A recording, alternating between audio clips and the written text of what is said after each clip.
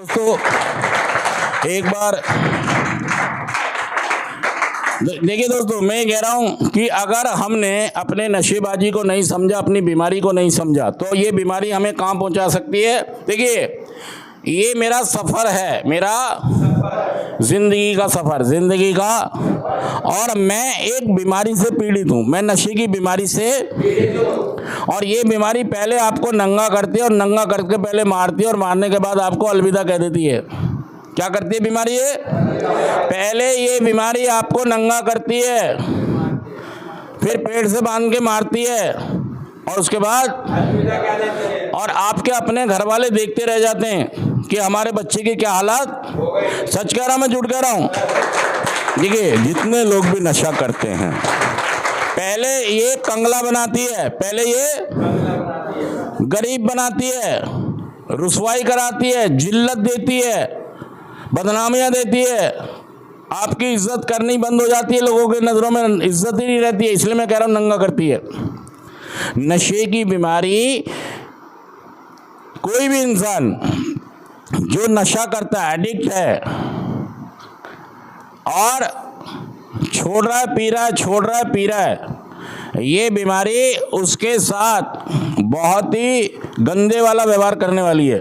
पहले उसे नंगा करेगी, पहले नंगा मतलब उसको और उसके घर वालों को जन जन से पैसे, पहले तो अपना जुड़ा हुआ खत्म होगा, जो आपके पास है चल अचल संपत्ति, पहले वो खत्म होगी, कमाई के जरिए खत्म होंगे, और फिर आप दूसरी मार्केटों से मांगेंगे, और फिर जब वो भी नहीं मिलेंगे तो चोरी चकारी पर आपको उतार देगी, फिर रुसवाई बदनामियां हो जाएंगी, फिर घर वाले आपको पानी भी नहीं देंगे। तो ये जो हमारा सफ़र है नशेबाजी का, ये कहाँ तक जाएगा? ये कहाँ तक जाने वाला है?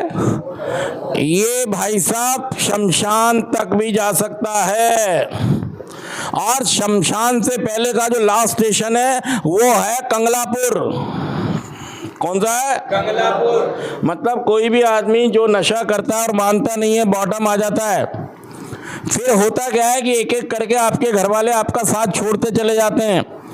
चाचा चाचा, मामा मामी, मौसा मौसी, पहले तो ये छोड़ देते हैं, सब ससुराल वाले छोड़ देते हैं, साले सालियाँ, क्योंकि आप मानते नहीं हो। आपकी फीडबैक चली गई है सब जगह कि ये आदमी, इसलिए आपका साथ, एक आध आदमी बचता, आपकी माँ, कौन बची? वो भी रो रही है, वो भी माँ तो इसलिए चिपकी हुई है आपके साथ कि भाई साहब भगवान का निज़ाम है, ये कुदरत का निज़ाम है कि उसको कुदरत ने ऐसी भावनाएं दी है कि वो आपको छोड़ नहीं सकती, चाहे आप कितने ही गंदे हों। और एक एक करके आपका सारा सर्कल, रिलेशन का सर्कल, रिश्तेदारियों का सर्कल, फिर भी आप क्या कह रहे हो?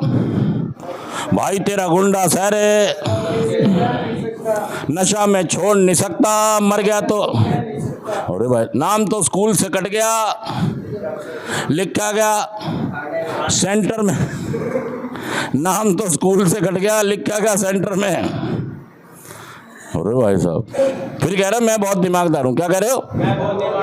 मैं उत्तम नगर में रहता हूँ, और मैं 5,000 का फ़ोन 8,000 में, इसलिए मैं बहुत, अरे भाई साहब बीवी बच्चे माँ बाप तो रो रहे हैं, 8,000 क्या करेंगे? किसी को बेवकूफ़ बनाना समझदारी नहीं आती है, खिलाई जाती।